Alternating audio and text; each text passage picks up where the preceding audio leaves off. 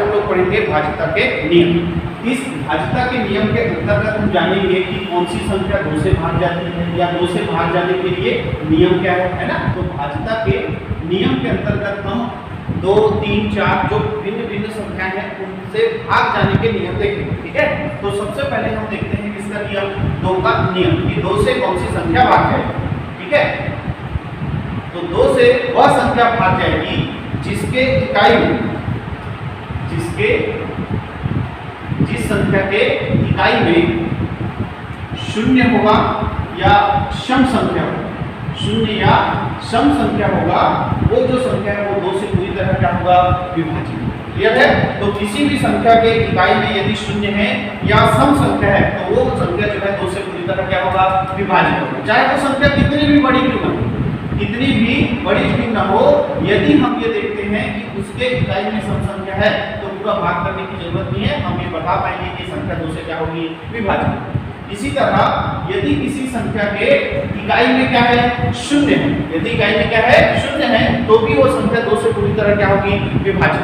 Clear है, तो कोई भी संख्या 2 से तभी विभाजित होगी जब उसके इकाई में शून्य हो या भी क्या हो, सम संख्या। क्लियर है, तो ये हो गया किसका नियम, 2 का नियम।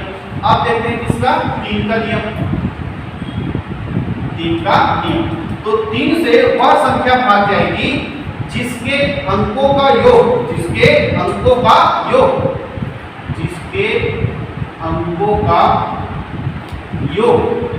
3 से विभाजित, अंकों का योग 3 से विभाजित।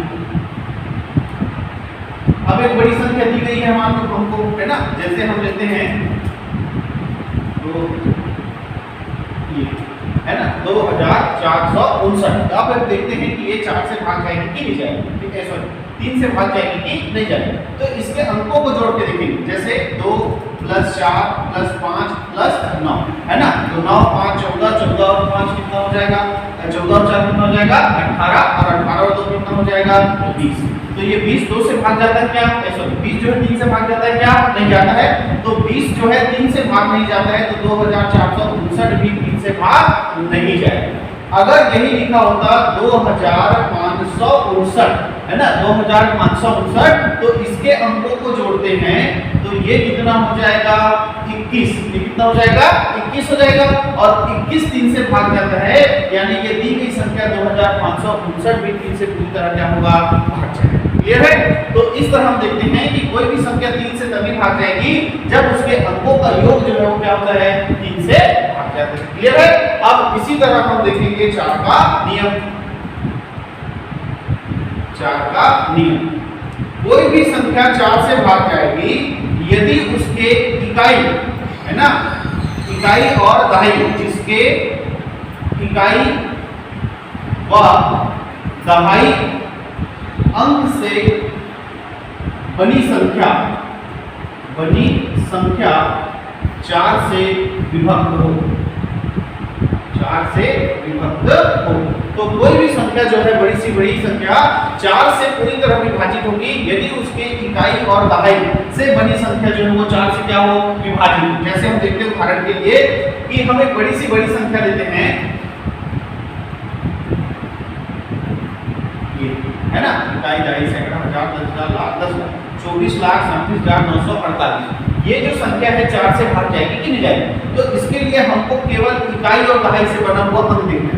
तो इकाई और दहाई से कितना बन रहा है, 48 बन रहा है, और 48 4 से भाग जाता है, तो ये पूरी संख्या भी 4 से क्या होगा, भाग जाएगी। क्लियर है, तो 4 से भाग जाने का नियम यही है कि यदि संख्या के इकाई और दहाई से बनी जो संख्या है, इकाई और दहाई अंक के बनी जो संख्या है, यदि वो 4 से विभाजित हो जाती है तो पूरी संख्या भी 4 से क्या हो जाएगी, विभाजित। क्लियर है, इसके बाद हम देखेंगे 5 का नियम। 5 का नियम, तो 5 का नियम ये कहता है कि जिस संख्या के इकाई में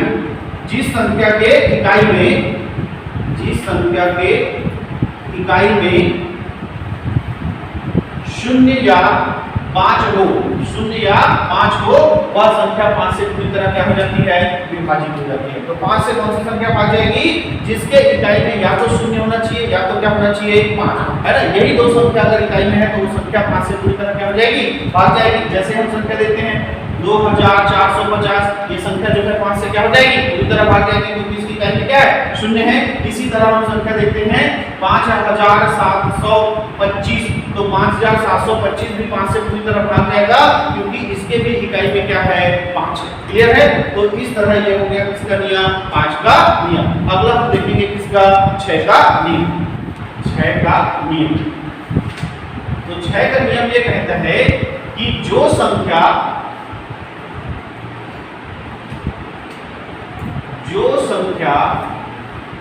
2 व 3 से विभक्त होती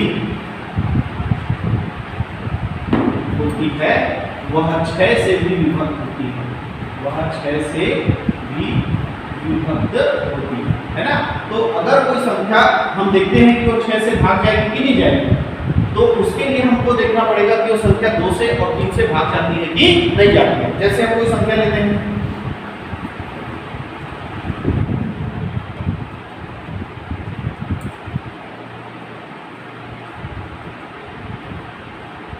ये 24,312। अब इसको चेक करते हैं कि ये 2 से भाग जाएगा कि नहीं जाएगा। तो हमने 2 का नियम क्या पढ़ा है कि इकाई में यदि सम संख्या है तो दी गई संख्या 2 से क्या होगी, भाग जाएगी। तो इसके इकाई में क्या है, 2 है, तो ये संख्या 2 से क्या हो जाएगी, भाग जाएगी।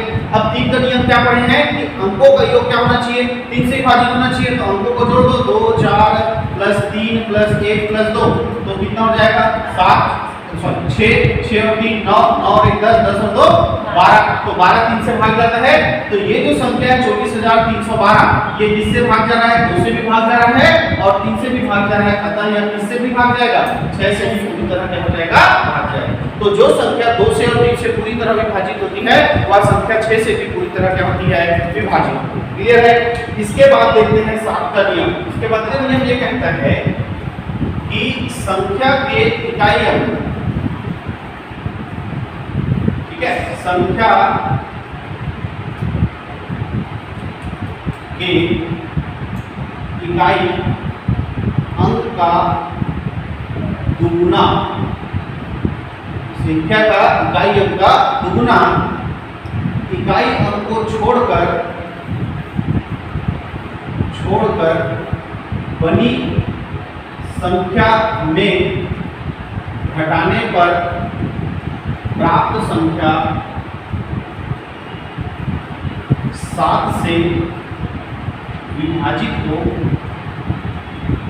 तो वह संख्या 7 से विभाजित होती है। ठीक है, इसका थोड़ा डिफिकल्ट है, इसको देखते हैं, उदाहरण से समझ में आएगा कि संख्या, कोई भी संख्या जो दिया रहेगा जिसको हमको चेक करना है कि वो 7 से भाग जाएगा कि नहीं जाएगा। जैसे 342 ये लिखा हुआ है, ये हमको चेक करना है कि 7 से भाग जाएगा कि नहीं जाएगा। तो इसके इकाई अंक का दुगुना, इकाई अंक का दुगुना कितना हो जाएगा, 6 है ना। 3 का है, 3 का इकाई अंक कितना हो जाएगा, 6। अब इकाई अंक को छोड़कर बनी संख्या, इकाई अंक को छोड़कर कितना संख्या बचेगा, 34। इसमें घटाने पर, तो 34 में से 6 घटाएंगे कितना बचेगा, 28 बचेगा।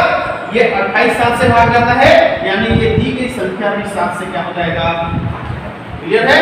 तो कोई भी संख्या 7 से भाग जाएगा यदि उसे इकाई अंक का दुगुना को इकाई अंक के छोड़कर बची संख्या में घटाने पर प्राप्त संख्या 7 से भाग जाती है, तो दी गई संख्या भी 7 से क्या हो जाती है, भाग जाती है। क्लियर है? तो ये है 7 का नियम।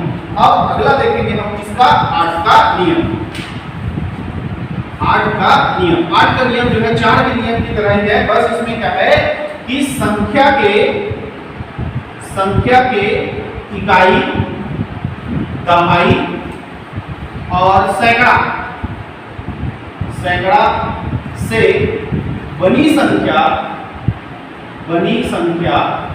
8 से विभक्त है, 8 से विभक्त है, तो वो संख्या भी 8 से क्या हो जाएगी, विभक्त हो जाएगी। जैसे हम कोई संख्या लेते हैं, बड़ा सा बहुत बड़ा संख्या ले लेते हैं, जैसे है ना, ये संख्या है। अब इसको चेक करना है कि ये 8 से भाग जाएगा कि नहीं जाएगा। तो पूरा संख्या को भाग करके देखने की जरूरत नहीं। इकाई, दहाई, सैकड़ा, क्या संख्या बना, 400 848। क्या संख्या बना 848। ये 848 जो है साफ साफ दिख रहा है कि किससे भाग जाएगा 8 से भाग जाएगा, तो ये पूरी संख्या भी 8 से क्या हो जाएगा भाग जाएगा, है ना। 4 में क्या था कि दो संख्या को देखते थे, दो अंक को देखते थे, इकाई और दहाई को। 8 से भाग जाने के लिए हम 3 अंक देखेंगे, इकाई दहाई और सैकड़ा। तो इकाई दहाई और सैकड़ा से बड़ी संख्या यदि 8 से भाग जाती है तो दी गई पूरी संख्या भी किससे भाग जाती है 8 से भाग जाती है। क्लियर है। तो ये हो गया 8 का नियम। अगला देखेंगे 9 का नियम। 9 का नियम 9 का नियम 3 के नियम की तरह है। जैसे 3 के नियम में हमने पढ़ा था कि अंकों का जो योग है वो 3 से क्या होना चाहिए विभाजित होना चाहिए। उसी तरह संख्या के अंकों का योग, संख्या के अंकों का योग 9 से विभाजित है तो वह संख्या भी 9 से क्या हो विभाजित होगा, है ना। यदि कोई संख्या दिया हुआ है, जैसे हम कोई संख्या ले लेते हैं उदाहरण के लिए ये 3639, 3639। ये जो संख्या है, अब इसके अंकों को जोड़ो, इसके अंक को हम जोड़ रहे हैं तो कितना हो रहा है 3 और 6 9, 9 और 3 12, है ना। 12 और 9 कितना हो जाएगा 21।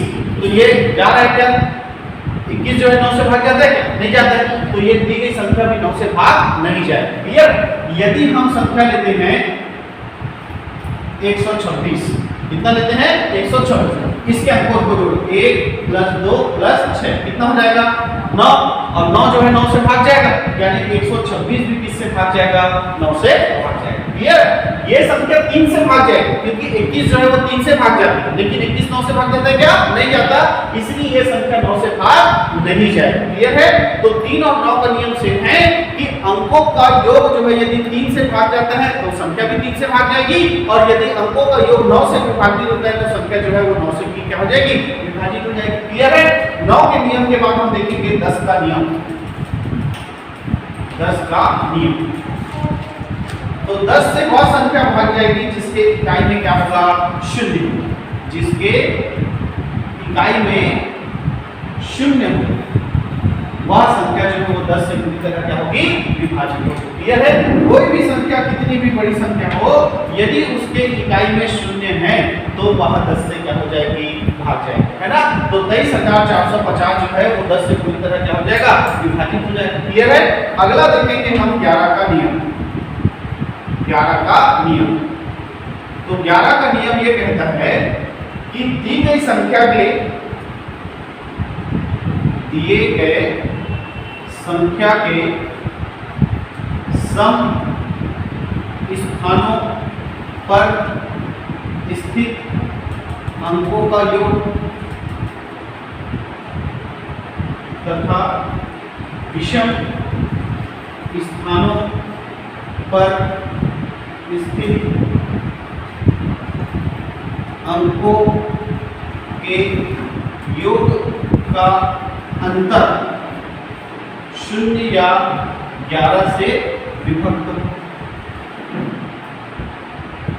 ठीक है। कोई भी अगर संख्या दी है, जैसे बहुत बड़ा संख्या लेते हैं